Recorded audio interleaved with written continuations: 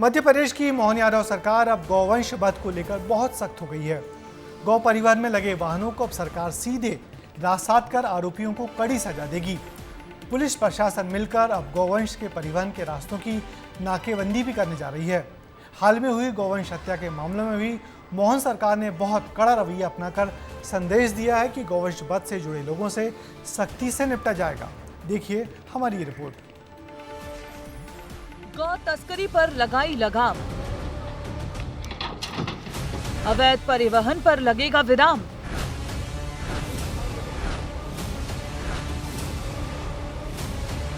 मध्य प्रदेश के सिवनी, मंडला और जबलपुर से गौवंश हत्या की खबर मिलने के बाद मोहन सरकार ने सख्त एक्शन लिया है।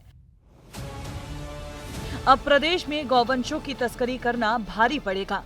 सरकार ने गौ हत्या के लिए गायों को लाने ले जाने में इस्तेमाल होने वाले वाहनों को जब्त करने के विधेयक को मंजूरी दे दी है।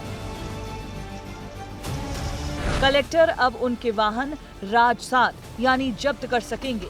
ठीक उसी तरह जैसे कलेक्टर आबकारी और माइनिंग में अवैध परिवहन करने वाली गाड़ियों को सीज करते हैं।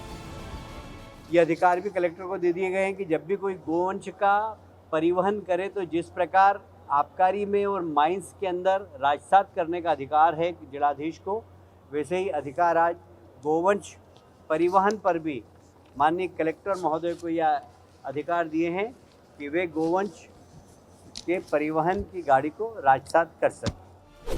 पिछले 6 महीने में अवैध गौवंश से संबंधित कुल 575 मामले दर्ज किए गए हैं। इन प्रकरणों में 1121 अपराधियों को गिरफ्तार कर 7524 गौवंशों को मुक्त कराया गया है। इस कार्रवाई में अवैध रूप से 342 वाहन भी जब्त किए गए हैं। पुलिस प्रशासन मिलकर आरोपियों के घरों पर बुलडोजर चला रही है। खास करके गोवंश के परिवहन को लेकर के जो वाहन जाते हैं, उन वाहनों के लिए कोर्ट के द्वारा कई बार वो छूट जाते हैं। किसी भी हालत में हम गोवध परिवहन पसंद नहीं करते हैं, इसीलिए हमने गोवध परिवहन के जो वाहन पकड़े जाएंगे कानूनी कार्रवाई के अंतर्गत, वैसे वाहनों को राजसात करने का निर्णय लिया। उनको जब्त कर लेंगे, किसी हालत में उसको छोड़ेंगे नहीं।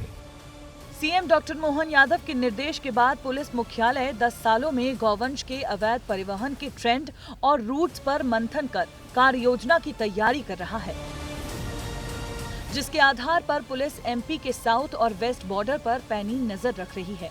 ये जिले बालाघाट, सिवनी, छिंदवाड़ा, बड़वानी, खरगोन, बुरहानपुर, उज्जैन, रतलाम और नीमच है, जो कि अवैध परिवहन से ज्यादा प्रभावित हैं।